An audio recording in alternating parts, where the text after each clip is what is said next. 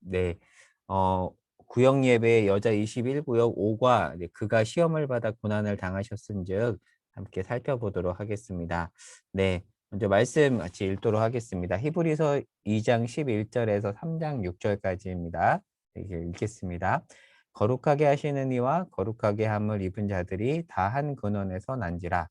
그러므로 형제라 부르시기를 부끄러워하지 아니하시고 이르시되 내가 주의 이름을 내 형제들에게 선포하고 내가 주를 교회 중에서 찬송하리라 하셨으며 또다시 내가 그를 의지하리라 하시고 또다시 볼지어다 나와 및 하나님께서 내게 주신 자녀라 하셨으니 자녀들은 혈과 육에 속하였음에 그도 또한 같은 모양으로 혈과 육을 함께 지니심은 죽음을 통하여 죽음의 세력을 잡은 자 곧 마귀를 멸하시며 또 죽기를 무서워함으로 한평생 매어 종노릇하는 모든 자들을 놓아주려 하심이니 이는 확실히 천사들을 붙들어 주려 하심이 아니요 오직 아브라함의 자손을 붙들어 주려 하심이라. 그러므로 그가 범사의 형제들과 같이 되심이 마땅하도다. 이는 하나님의 일에 자비하고 신실한 대제사장이 되어 백성의 죄를 속량하려 하심이라. 그가 시험을 받아 고난을 당하셨은즉 시험 받는 자들을 능히 도우실 수 있느니라. 그러므로 함께 하늘의 부르심을 받은 거룩한 형제들아 우리가 믿는 도리의 사도이시며 대제사장이신 예수를 깊이 생각하라. 그는 자기를 세우신 이에게 신실하시기를 모세가 하나님의 온 집에서 한 것 같이 하셨으니 그는 모세보다 더욱 영광을 받을 만한 것이 마치 집 지은 자가 그 집보다 더욱 존귀함 같으니라. 집마다 지은 이가 있으니 만물을 지으신 이는 하나님이시라. 또한 모세는 장래에 말할 것을 증언하기 위하여 하나님의 온 집에서 종으로서 신실하였고 그리스도는 하나님의 집을 맡은 아들로서 그와 같이 하셨으니 우리가 소망의 확신과 자랑을 끝까지 굳게 잡고 있으면 우리는 그의 집이라. 아멘. 네, 오늘 공과 공부 히브리서 5장입니다. 그런데 이 공과 내용을 좀 자세히 들어가기 전에 간단하게 좀 배경을 살펴보겠습니다. 우리가 지금 히브리서를 보고 있는데 사실 여기 설명된 것처럼 히브리서는 가장 해석하기 어려운 책 중에 하나여서 이 본문 말씀을 읽으면 이 대체 무슨 말을 하는 건가? 사실 아마 대부분의 여기 계신 분들이 본문 말씀 읽고 이게 무슨 말이지 무슨 말인가 그러셨을 텐데 아주 당연한 반응입니다. 해석하기가 제일 난해한 성경 중에 하나입니다. 그래서 배경을 좀 그래도 알면 저자가 무슨 말을 하는지 좀 이해할 수 있거든요. 그래서 배경을 간단하게 한번 짚고 넘어가 볼게요. 히브리서는 히브리 사람들, 여기서 히브리는 유대인들을 말하는 거죠. 히브리 사람들에게 쓴 편지입니다. 그런데 이제 제목뿐만 아니라 히브리서 전체 문맥을 통해서 유추해 보면 수신자가 누구냐면 원래 유대교에 몸담았다가 회심한 유대인 출신 그리스도인입니다. 굉장히 중요한 포인트입니다.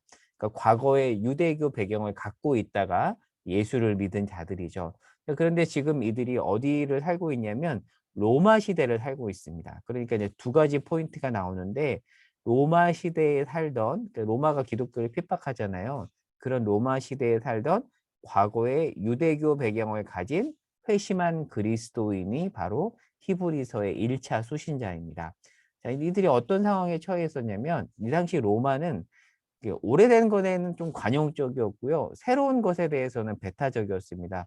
그래서 이들이 볼 때 나름 오래된 종교라고 판단을 한 유대교에 대해서는 이 로마가 상당히 관용적인 정책을 펴니다. 그래서 유대인들은 따로 이렇게 자기들끼리 살고 이렇게 제사 드릴 수 있도록 나름 이렇게 보호막을 쳐줍니다. 물론 이 유대인들이 소요를 일으키면 제압을 하기도 해요. 하지만 대체적으로 이 유대교에 대해서는 관용적이었습니다. 반면 이들이 볼 때 새로운 종교라고 판단한 기독교는 상당히 핍박을 합니다. 자, 이제 이 배경을 알고 이제 수신자에 들어가면 수신자는 유대 그리스도인이기 때문에 예수를 믿기 전에 유대교에 몸담았을 때는 비교적 자유롭게 살았던 거예요. 신앙생활도 조금 자유로웠고 어떤 사회생활도 비교적 자유로웠습니다. 그래서 사도행전에 가면 유대인들이 회당에서 자유롭게 모이는 걸 볼 수 있잖아요. 그러니까 이 로마가 회당을 허용한 겁니다. 유대인들이 모이는 장소잖아요. 회당을 허용했습니다. 하지만 이제 이들이 예수를 믿은 후에 1차적으로는 로마의 핍박을 받았고요. 그리고 나름 로마 사회에서 자유롭게 살았던 유대교 동족들에게도 너네 배신자다라는 박해를 받은 겁니다. 그러니까 지금 이 히브리서 수신자들은 로마한테도 핍박을 받고 동족인 유대인들한테도 핍박을 받는 굉장히 어려운 상황에 처하게 된 겁니다. 자, 그러자 너무 힘이 드니까 이들이 어떤 유혹을 받기 시작했냐면 자꾸 자유로운 과거가 그리운 거예요. 아, 예전에 유대인으로 유대교도로 살았을 때는 자유로웠는데 지금 너무 힘들어. 아, 돌아가고 싶다. 그러다 보니까 이들이 다시 유대교로 배교하고 싶은 이 유혹을 받기 시작한 겁니다. 그리고 아우성을 지른 거죠. 너무 힘들다는 아우성을 지르기 시작한 겁니다. 이해가 되죠? 자, 그래서 한번 전체 히브리서 내용을 살펴보면 오늘 본문 전까지 배경을 보면 유대교 배경을 가지고 유대교의 매력을 느낀 거죠. 왜요? 과거에 편했으니까. 유대교의 매력을 느끼고 다시 돌아가려는 이들을 향해서 히브리서 1장 1절에서 2장 18절은 이런 얘기를 합니다. 예수는 천사보다 뛰어나다는 얘기를 해요. 사실 히브리서 1장을 읽다가 천사 얘기가 왜 나오나만 이런 생각이 들 수 있는데 유대인들은 기본적으로 천사를 숭배했습니다. 왜냐하면 이 갈라디아서 말씀에 따르면 하나님께서 모세에게 율법을 줄 때 그 옆에 천사가 있었다라는 말씀이 있거든요. 갈라디아서에 보면 천사들을 통하여 한 중보자의 손을 통해서 율법을 줬다라는 말이 있기 때문에 율법이 주어질 때 천사가 옆에 있었던 거죠. 일종의 뭐 메신저였던 거죠. 그러다 보니까 이들은 천사를 숭배했고요. 그리고 모세 역시 유대교에서는 숭상을 했습니다.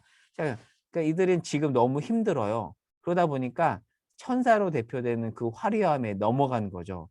제가 이렇게 한번 설명해 봤는데 읽어볼게요. 지금 예수 믿고 너무 힘들어. 예전 유대교에서는 그러지 않았는데 그때 숭상했던 천사가 허무하게 십자가에 매달려 죽은 예수보다 더 나아 보이기 시작한 겁니다. 그러자 이 히브리서 기자는 아니야. 예수가 천사보다 더 뛰어나다라고 이 앞부분에 설명을 하고요. 그리고 2장 1절에서 4절까지는 너희가 받은 구원을 등한히 여기지 마라. 너네 이미 구원 받았는데 그거 하찮게 여기지 말아라 라고 말하고 너희가 지금 천사보다 못하다라고 지금 생각했던 그 예수는 구원의 창시자다. 그리고 이제 오늘 본문에 가면 예수는 모세보다 뛰어나다라는 얘기를 해요. 왜 모세보다 뛰어나다는 얘기를 하는지 이제 좀 이해가 되죠. 왜냐하면 이들은 유대교 배경을 가지고 있기 때문에 모세를 영웅시했습니다. 그들이 영웅시했던 모세보다 그리고 그 모세가 수여했던 율법보다 예수가 더 뛰어나다라는 이야기를 하고 있는 게 바로 히브리서입니다. 자, 그래서 이 공과 공부 들어가기 전에 오늘 본문을 좀 설명하고 이제 공과 내용 간단하게 한번 보겠습니다. 히브리서 2장 10절에서 18절 오늘 공과 공부 본문 앞부분에 가면 예수님이 왜 성육신 하셨는가에 대해서 설명을 합니다. 뭐 왜 그렇게 이야기하는지에 대해서 한번 이렇게 설명해 보겠습니다. 자, 로마 치하에서 핍박을 받자 인간의 몸을 입고 고난받고 죽은 예수보다는 초월적 존재로 유대교가 숭배했던 강력한 천사에게 매력을 느끼기 시작한 거죠. 이에 히브리서 기자는 예수는 천사의 경배를 받았다라고 하고 그런데 그 천사의 경배를 받은 예수가 왜 연약한 모습으로 십자가에 죽었는지에 대해서 이제 설명을 합니다. 이렇게 얘기하는 거죠. 죄의 매인 우리를 구원하기 위해서 죽으신 것이다. 그러니까 예수가 인간의 몸을 입고 성육신하신 이유에 대해서 설명을 하는데 이들이 볼 때는 사실 성육신이 연약해 보였거든요. 하찮게 보였거든요. 그러자 히브리서 기자는 아니다.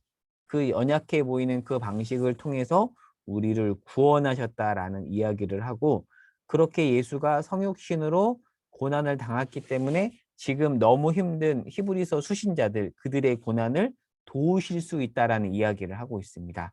나아가서 우리는 죽음을 기다리며 떠는 인생이 아니라 죽음을 넘어선 인생이다. 사실 히브리서 수신자들은 죽음을 두려워했겠죠. 하지만 여러분은 죽음을 기다리며 떠는 인생이 아니라 넘어선 자입니다. 라고 이야기하고 있고 그리고 마귀는 죽음으로 우리를 지배하려 했으나 예수님은 죽음을 통해 우리를 자유케 하시고 자녀로 살게 했다라는 이야기를 2장 10절과 18절에서 하고 있습니다. 자, 그리고 두 번째 3장 1절에서 6절까지는 모세보다 뛰어난 예수에 대해서 이야기하는데 3장 1절에 그러므로라는 단어로 시작을 해요. 예수의 성육신에 대한 이야기를 하고 예수를 깊이 생각하라라는 얘기를 하는데 이런 거죠.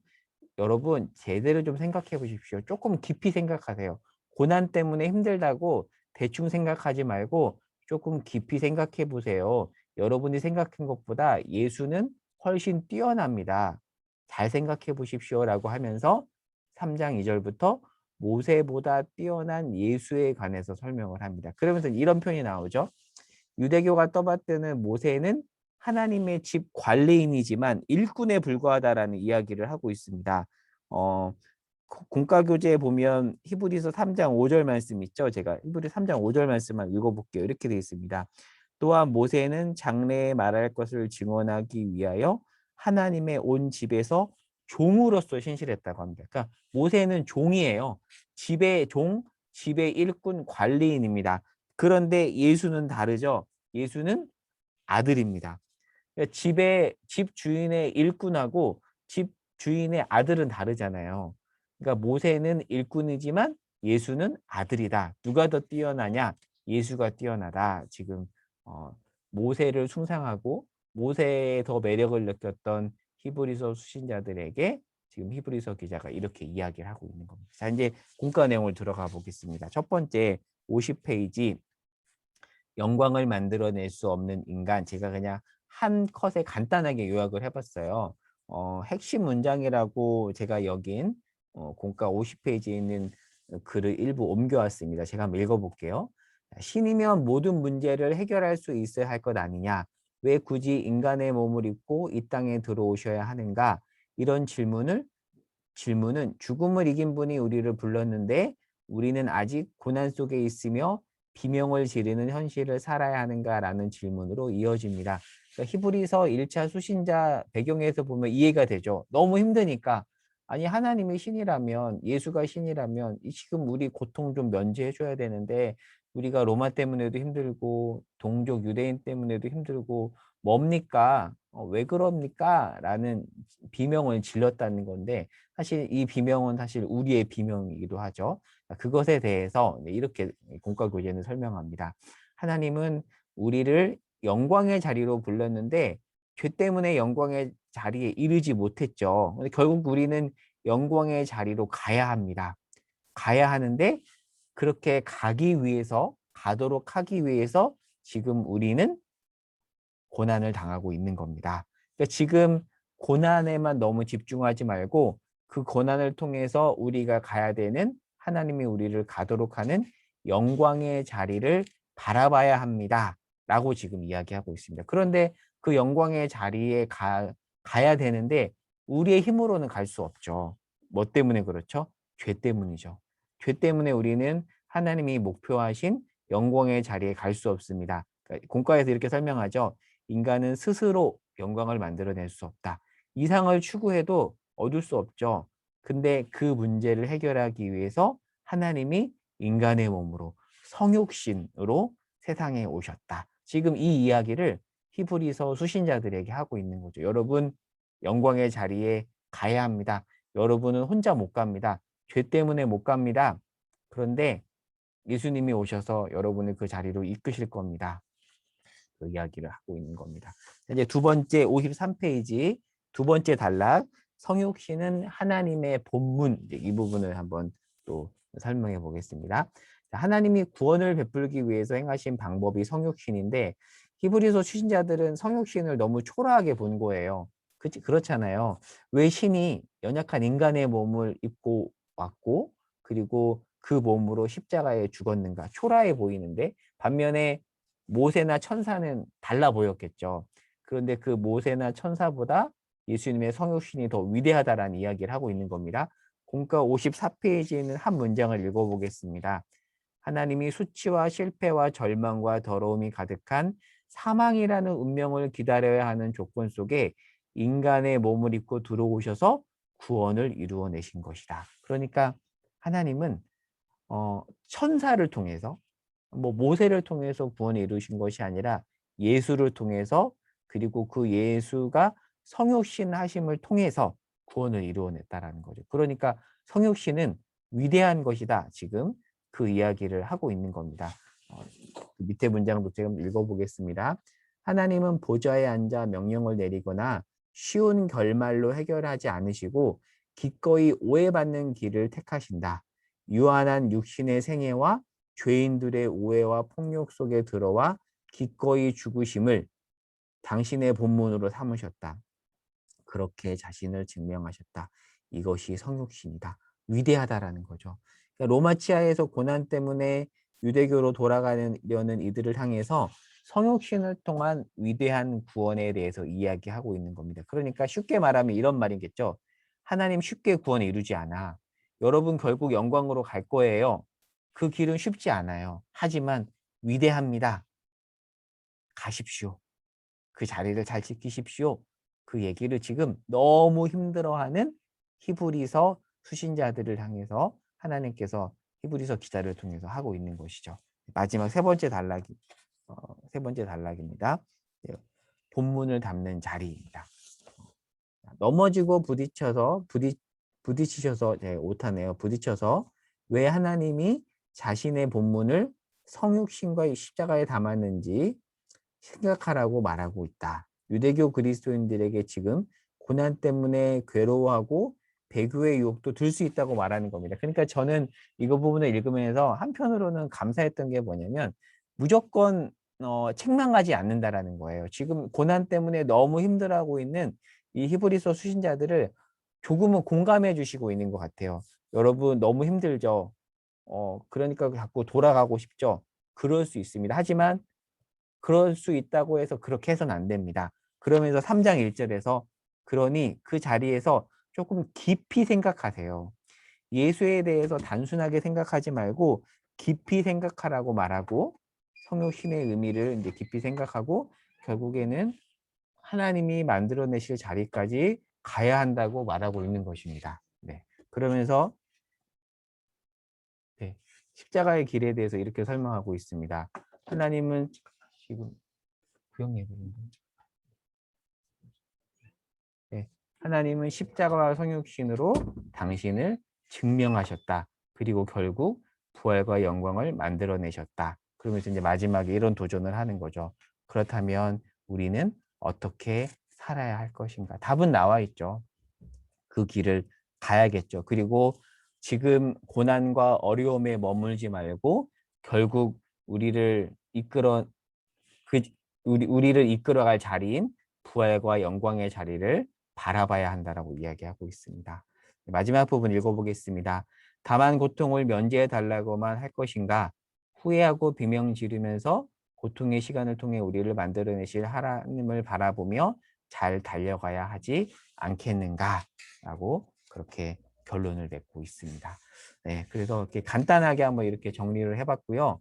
네, 마지막 정리 및 적용입니다. 이 부분 한번 제가 정리해 봤는데 우리의 현실과 히브리서 수신자들의 현실은 매우 비슷해 보입니다. 여러분은 고난이 오면 무엇을 바라보나요? 사실은 우리가 예수를 바라봐야 된다는 것은 알지만 사실은 예수보다는 눈에 보이는 어떤 화려한 것들, 거대한 것들을 바라보죠. 그래서 히브리서 수신자들의 모습에서 저는 제가 보이더라고요. 그러니까 너무 힘들어서 그랬다는 것도 이해가 되죠. 하지만 우리는 그렇다고 해서 그렇게 살 수는 없습니다. 우리가 겪는 고난, 억울함 때문에 우리가 자꾸 뒤처지는 것 같고 바보 같아 보이기도 합니다. 히브리서 수신자들이 그런 생각을 하지 않았을까요? 아, 예수를 믿는데 왜 자꾸 어려운가? 유대인들은 잘 사는 것 같은데 왜 우리는 이렇게 살아야 되는가? 그러나 우리는 그 너머를 바라봐야 합니다. 예수님이 먼저 걸어가신 길이죠. 예수님은 그 억울하신 길을 걸어가셨습니다. 그리고 수치를 감수하시고 십자가에 못 박혀 죽으셨죠. 그런데 그렇게 끝나지 않죠. 결국에는 영광을 만들어내셨죠. 우리의 삶 역시 마찬가지가 아닐까 싶습니다. 하나님이 만들어내실 것입니다. 쉽지 않지만 영광스러운 그 길을 함께 걸어가면 좋겠습니다. 네.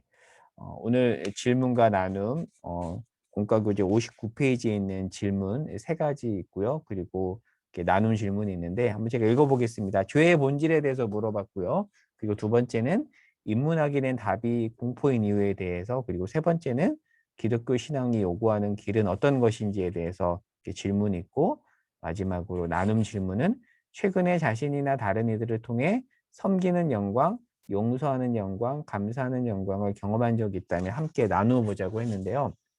오늘은 이렇게 한번 나눠보고 마치면 좋을 것 같아요. 뭐 이 모든 것들 다 아울러서 오늘 공과 내용을 통해서 배운 거, 깨달은 점을 한번 나누고, 그리고 더불어서 기도 제목이 있다면 같이 덧붙여서 기도 제목을 나누고 그렇게 마치면 좋을 것 같습니다. 그래서 공과 공부 설명은 제가 여기까지 하고 한번 이제 음소거 해제하고 같이 나누는 시간을 가져보도록 하겠습니다.